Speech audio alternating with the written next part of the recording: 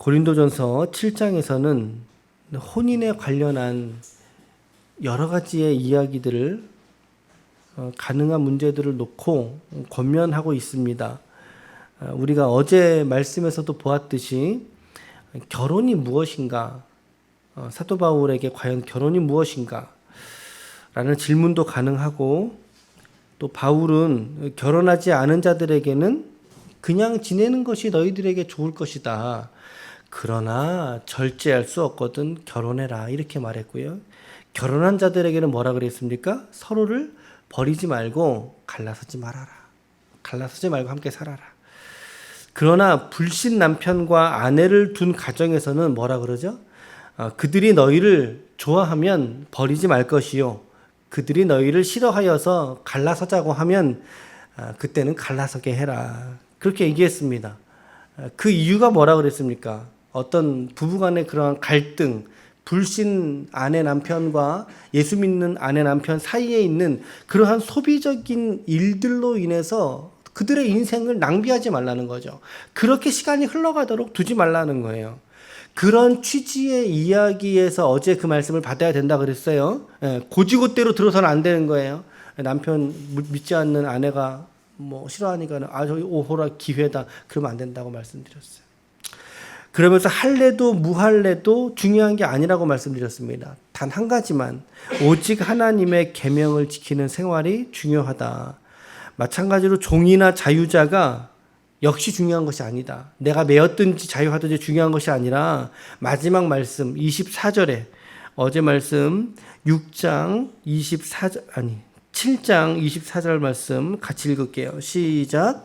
형제들아, 너희는 각각 부르심을 받든 그대로 하나님과 함께 거하라. 어제 세번역 성경을 말씀드렸죠. 너희를 부르신 그 처지 가운데에서 하나님과 동행하는 인생이 가장 중요한 것이라는 거죠. 그것만 중요하다라는 거예요.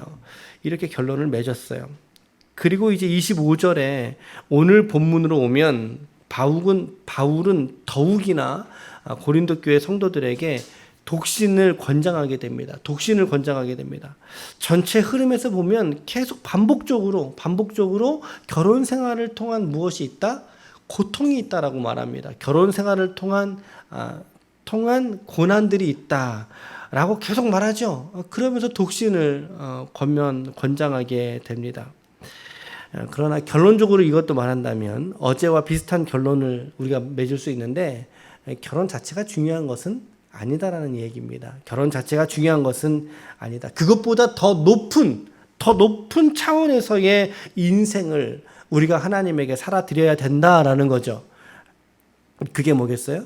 하나님을 기쁘시게 하는 삶을 살아야 된다. 결혼을 했든 하지 않았든, 할 것이든 한 번 했었든 전혀 상관이 없이 오직 하나님을 기쁘시게 하는 삶이 우리에게 오늘 청구된다라고 하는 거예요. 25절 보세요. 25절에 처녀에 대하여서는, 이제는 처녀들에 대해서 나오네요.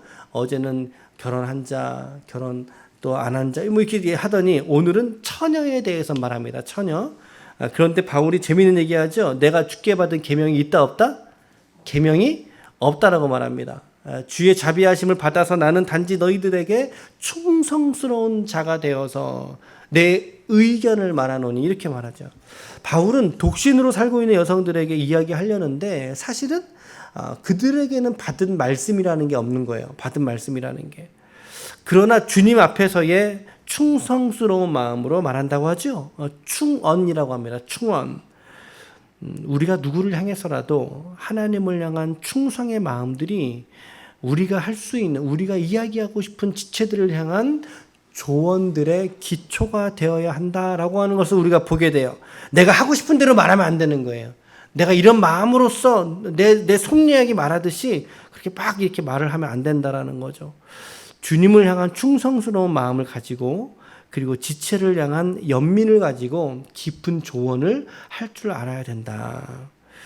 좀 이따가 적용 부분에서 조금 더 이 이야기는 나눠보도록 하고요. 26절, 내 생각에는, 이제 바울의 생각이에요. 이것이 옳으니 곧 임박한 환난으로 말미암아 사람이 그냥 지내는 것이 좋으리라. 여기서 말하는 임박한 환난이라는 게 뭘까요? 정확하진 않아요. 예수님의 재림의 날일 수도 있어요. 예수님의 재림의 날, 이제 이따가 우리 고린도전서 15장쯤 가면 부활장이 나오는데, 부활에 관한, 말세에 관한 일들이 나오는데, 그런 예수님의 재림의 날을 임박한 환란으로 설명했을 수도 있고요. 그것이 아니면 지금 시대적으로 기독교 교회사가 계속 핍박받고 있는, 그렇죠. 로마의 나라로부터 계속 압제받고 있는 상황이거든요. 그런 역사적인 정황 속에서의 실제로서의 핍박들을 의미하고 있을 수 있어요. 그러니까 이러한 고난들이 예수님이 곧 오실 거기 때문에, 요약한다면 예수님이 곧 오실 거기 때문에, 또 하나는 이 시대에 이런 핍박들이 얼마나 많으냐, 핍박 때문에, 그러니까 아직 결혼하지 않았다라면 너희들이 이러한 이유들로 결혼하지 않는 것이 더 좋을 거야 라고 지금 처녀들에게 권면하고 있는 거죠. 그런데 더 연이어서 말하는 건 뭐라 그래요? 시집가는 것도 죄가 아니다라고 말하잖아요. 장가드는 것도 죄가 아니다라고 말하는 거. 28절 보세요. 그러나 장가가도 죄짓는 것이 아니요 처녀가 시집가도 죄짓는 것이 아니로되 이런 이들은, 여기서 이런 이들은 뭐겠어요? 결혼한 사람들은 이렇게 우리가 받을 수도 있어요. 고난이 있는데 어디에 있다고요? 육신의 고난이 있다. 너희가 그 고난 너희가 받을 수 있겠니? 그런 중에 더욱이 결혼하면서 받을 수 있겠니? 아유, 그러지 말어. 너희는 못할 거야. 나는 너희를 아껴. 그런 뉘앙스입니다. 그런 의미죠. 그러면서 바울이 독신을 권장하는 이유를 29절에서부터 35절까지 29절에서부터 35절까지 쭉 나열하고 있는데, 이유를 뭐라고 말하냐면요, 29절에 이 말을 하노니 그때가 단축하여졌기 때문이라는 거죠. 그때가 단축되었다. 여기서 그때는 언제를 받을까요? 앞에서 언급했던 환란의 날을 말하는, 환란의 날을 받는 거죠. 26절에서의 임박한 환란을 말하는데, 그때가 언제인지 알아야 몰라요? 정확하게 단정 지을 수 없, 날짜를 특정할 수는 없지만, 그러나 바울의 확신에는 뭐가 있다는 거예요? 그 날이 더 앞당겨졌다는 거예요. 그런데 독신의 이유들 여러분 잘 관찰해 보시면, 쭉 지금 내려오고 있는 거 쭉 여러분들이 관찰해 보세요. 장가간 자는 세상 일을 뭐 이런 거 쭉 보시면 마치 종말의 때의 모습을 말하는 것 같은 분위기예요. 사실은 31절 보세요. 세상 물건을 쓰는 자들은 다 쓰지 못하는 자 같이 하라. 그러면서 이 세상의 외형은 어떻게 된다고요? 지나간다는 거죠. 이 세상 것들은 모두가 다 지나가지 않느냐.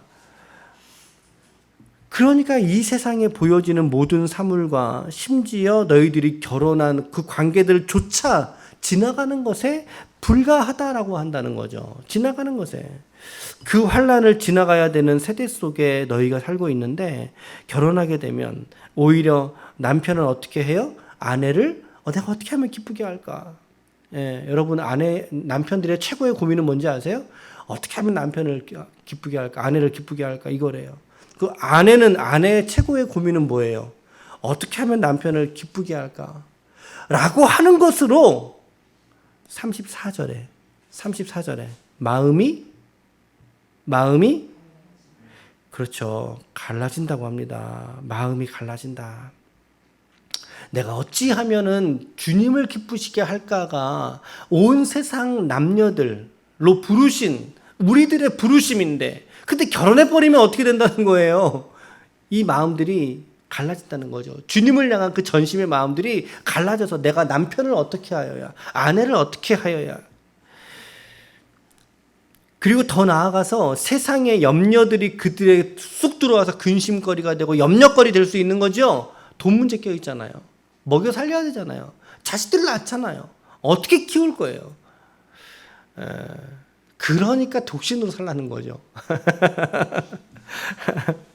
여기 지금 독신 남자가 한 명 있어 보니까. 근데 이렇게 말하는 이유가 있어요. 35절 하반절에 보세요. 35절 하반절에 보면 흐트러짐 없이 주님을 섬기게 하기 위해서야 라고 하는 중심으로, 그 충성스러운 마음으로 지금 권면하고 있다는 거예요. 근데 여기서 멈추지 않고 바울은 조금 더 이야기를 더 진전시킵니다. 조금 더 꺼냅니다. 약혼했단 말이죠. 그런데 심지어 약혼녀에 대한 행동이 합당하지 않을 때 만약 그럼에도 불구하고 서로 혼기도 지나고 결혼을 정해야 되겠다라면 그것은 죄가 아니다. 그러니까 결혼해라. 37절 말씀 있죠. 제가 세 번역으로 읽어드릴게요. 여러분 잘 들어보세요. 37절에 그러나 결혼하지 않기로 마음을 굳게 먹은 사람이 부득이한 일도 없고 자기 욕망을 제어할 수 있어서 자기 약혼녀를 처녀로 두기로 마음에 작정하였으면 그것은 잘하는 일입니다. 여러분 깜짝 놀라지 않으셨어요? 저 이렇게 말씀 보면서 성경에 이런 말씀이 있었어 이러면서 이거 어떤 말씀이에요 이게 지금 그러니까 약혼을 독신의 사유로 파기할 수 있다라고 하는 얘기예요. 38절에 그러므로 자기의 약혼녀와 결혼하는 사람 제가 세 번역으로 계속 읽는 거예요. 약혼녀와 결혼하는 사람도 잘하는 것이지만 결혼하지 않는 사람은 더 잘하는 것입니다. 이미 결혼하기로 예정된 약혼자가 있거든요. 그런데 서로가 결혼하지 않고 독신으로 살면서 그 약혼을 파기할 수도 있다라는 거죠. 여러분 이 말씀을 극단적으로 우리가 이해한다면 참 어려운 말씀이에요. 여러분 안 그러세요? 어떻게 이렇게까지 말할 수 있어? 라고 하지만 그러나 이것은 바울의 강조법이라는 걸 여러분 잊으시면 안 되는 거예요. 강조하는 거예요. 그러나 독신으로 사는 것에 대한 유익이 이 정도까지라는 거예요. 이 정도까지라는 거예요. 바울은 이렇듯 독신의 삶을 강조하고 있다는 것을 우리가 알 수 있는 거죠. 이런 부분들 여러분들 조금 더 묵상해 보시길 바라요. 여러분 개인의 자리로 끄집고 가셔서 꼭 묵상해 보시길 바라고요.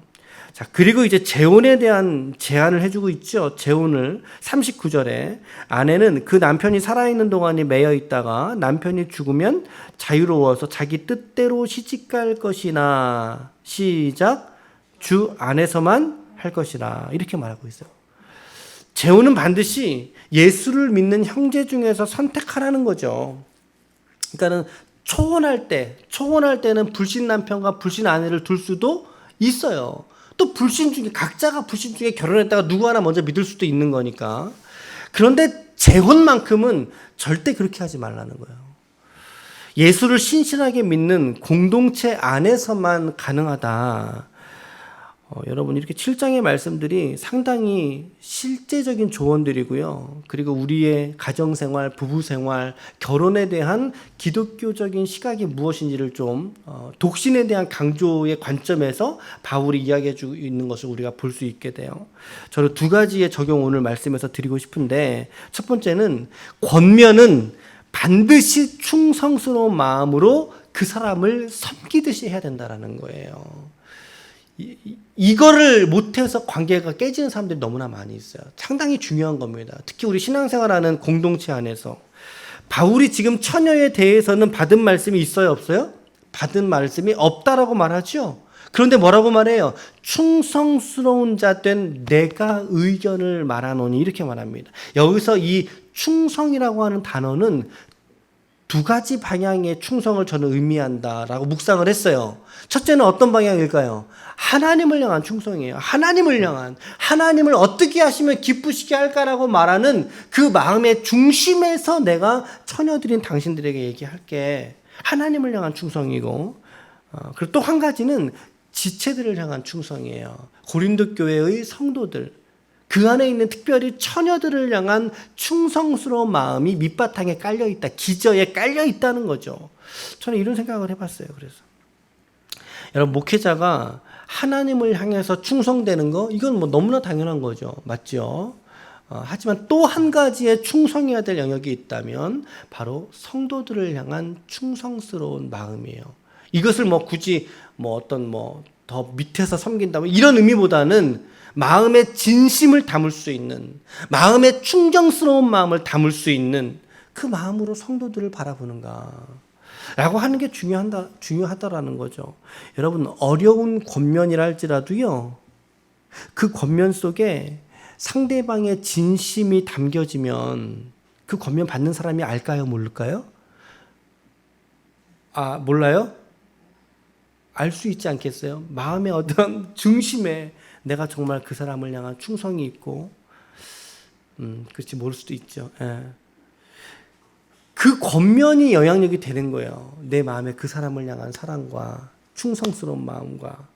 그런데 그런 충성에 대해서 공유하지 않고 전혀 그 사람과 그런 충성의 관계가 아닌 상태에서 내가 무언가 권면하게 되면 뭐라 그러죠? 당신이 나한테 뭔데 그런 얘기하는 거야? 이렇게 받을 수 있지 않겠어요, 여러분? 아, 듣고 보니까 이거 기분 나쁘네. 이렇게 된단 말이죠.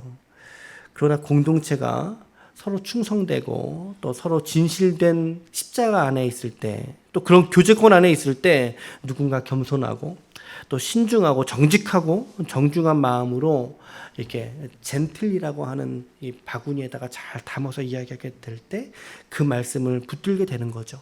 그 권면이 사람을 변화시키는 거예요. 물론 이런 이야기 백날 해도 못 알아듣는 사람은 못 알아들어요. 그러나 우리 마음의 중심은 그 마음이어야 하지 않겠어요, 여러분? 그죠? 그러니까 바울의 이 독신의 이런 이야기들을 솔직히 듣기는 너무나 좀 어려운 얘기들이 있죠. 수용하기에도 불편한 점이 있어요. 더군다나 나 이제 결혼을 해야 되는데 이제 나 정말 결혼해야 된 당사자인 처녀의 관점에서는 이거 도대체 하란 얘기야 말란 얘기야. 그러나 저는 고린도 교회의 많은 성도들이 바울의 삶을 안단 말이죠. 그가 독신으로 살면서 얼마나 하나님 앞에서 몸부림치고 있는지를 고린도 교회 성도들은 안단 말이죠. 그러니까 분명히 이 말씀을 전해 들었을 때 그래 맞아. 나는 독신으로 살지라도 하나님의 영광의 때를 구할 거야.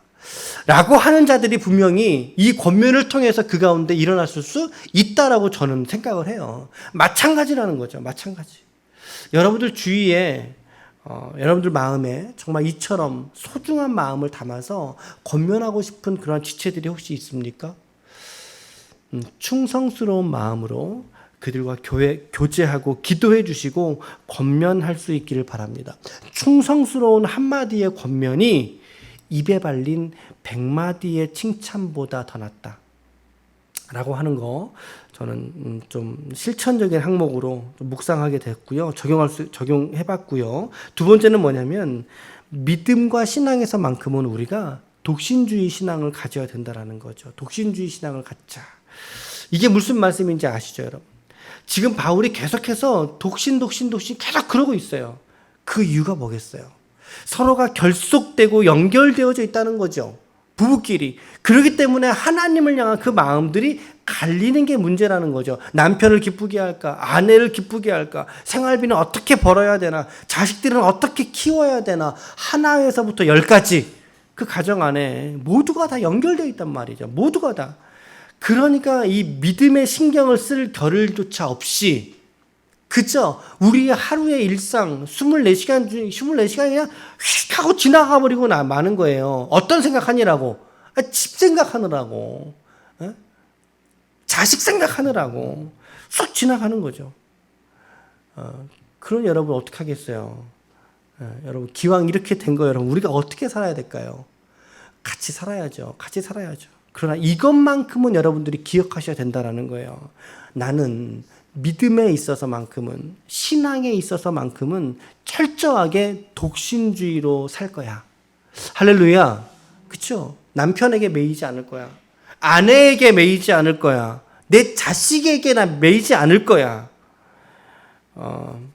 여러분 이 말은 내가 남편과 아내, 가정 안에 있는 많은 관계들 속에서 부정적인 신앙의 영향력을 내가 차단하겠다는 뜻입니다. 그런 의미에서 독신주의를 지금 말씀드리고 있는 거예요. 가정 속에 있다 할더라도 우리는 거룩한 독신주의가 그 안에서 되어야 된다. 여러분 하나님과 여러분들이 철저하게 1대1의 관계인 거 아시죠? 자식의 구원 내가 대신 받아다 줄 수가 없어요.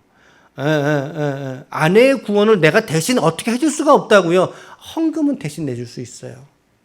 하지만 구원의 문제만큼 신앙과 그 신앙의 성숙과 성장은 내가 대신 해줄 수 있는 게 아니란 말이죠.